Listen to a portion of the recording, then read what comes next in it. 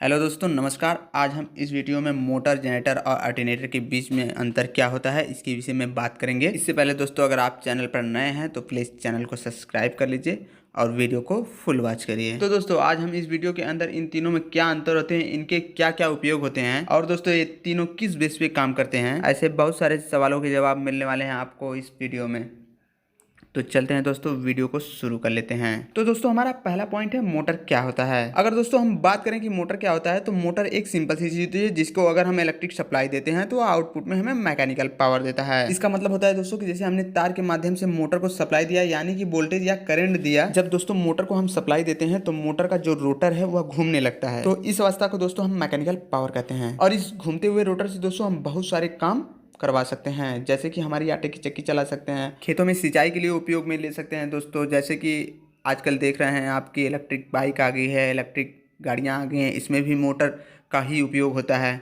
तो बहुत सारी चीज़ें हैं जिसमें हम मोटर का उपयोग करते हैं। तो अगर हमें किसी भी प्रकार की मैकेनिकल मूवमेंट की ज़रूरत है तो हम इस मोटर से करवा सकते हैं। इसका सीधा सा और सिंपल जवाब है दोस्तों कि अगर हम मोटर को इलेक्ट्रिक सप्लाई देते हैं तो वह बदले में आउटपुट में हमें मैकेनिकल पावर देता है। इसके बाद अगर हम मोटर के प्रकार के बारे में जाने तो मोटर को 3 तरह से बांटा जाता है, जिसमें से पहला है दोस्तों एसी मोटर। जो मोटर एसी सप्लाई से चलता है उसे हम एसी मोटर कहते हैं। और दूसरा है दोस्तों डीसी मोटर। जो मोटर डीसी सप्लाई से चलता है उसे हम डीसी मोटर कहते हैं। और तीसरा दोस्तों यूनिवर्सल मोटर। जो मोटर हमारी एसी और डीसी सप्लाई दोनों से चलता है उसे हम यूनिवर्सल मोटर कहते हैं। तो दोस्तों, आपने मोटर के बारे में तो समझ लिया होगा। अब हम बात करेंगे जनरेटर क्या होता है। तो दोस्तों, जनरेटर का हिंदी मतलब होता है उत्पन्न करना। मतलब कि जो किसी चीज को जनरेट करता है या फिर उत्पन्न करता है उसको हम जनरेटर कहते हैं। और दोस्तों, अब हम इलेक्ट्रिक जनरेटर की बात कर लेते हैं। इसका मतलब यह होता है कि electric generator electric supply generate करके देता है और हम इस इलेक्ट्रिक सप्लाई से कुछ भी करवा सकते हैं। आगे हम जनरेटर की वर्किंग को समझ लेते हैं कि आखिर में जनरेटर कैसे काम करता है। दोस्तों, जनरेटर की वर्किंग मोटर से जस्ट उल्टी होती है। जनरेटर के केस में हम लोग इनपुट में मैग्नेटिक पावर देते हैं और आउटपुट में इलेक्ट्रिक पावर लेते हैं। यानी कि हम जनरेटर को किसी भी तरह से घुमा रहे होते हैं, अब चाहे वो हाथ से घुमाएं या किसी और अन्य उपकरण से घुमाएं, बस हमें जनरेटर को मैकेनिकल पावर देना होता है। मतलब कि उसे हमें घुमाना होता है और हमें इलेक्ट्रिक पावर आउटपुट मिल जाता है। और अब इस इलेक्ट्रिक पावर का उपयोग हम हमारे फैन चलाने या बल्ब जलाने या फिर चाहे हमारी मोटर को चलाने के लिए उपयोग कर सकते हैं। अब आगे हम मोटर और जनरेटर के बीच में अंतर आपको बता देते हैं। तो मोटर इलेक्ट्रिक पावर को इनपुट लेकर हमें आउटपुट में,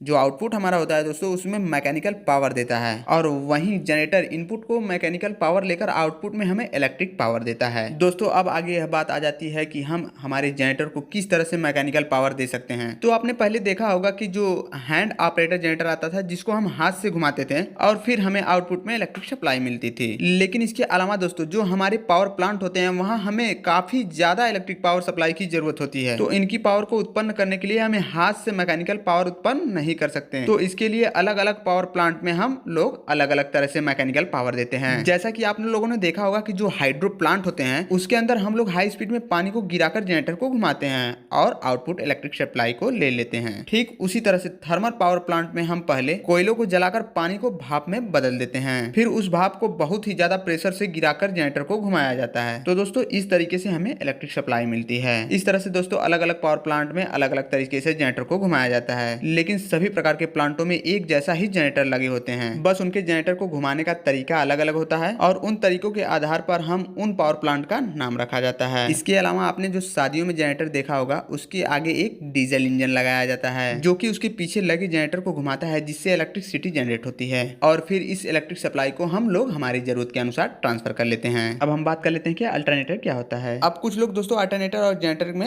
अंतर में कंफ्यूज हो जाते हैं, लेकिन दोस्तों इनमें अंतर बहुत ही ज्यादा आसान होता है। एक बात तो आपको पहले से ही पता होगा कि जो हमारी इलेक्ट्रिक सप्लाई होती है वो 2 तरीके की होती है, जिसमें से पहला है एसी करंट, दूसरा डीसी करंट।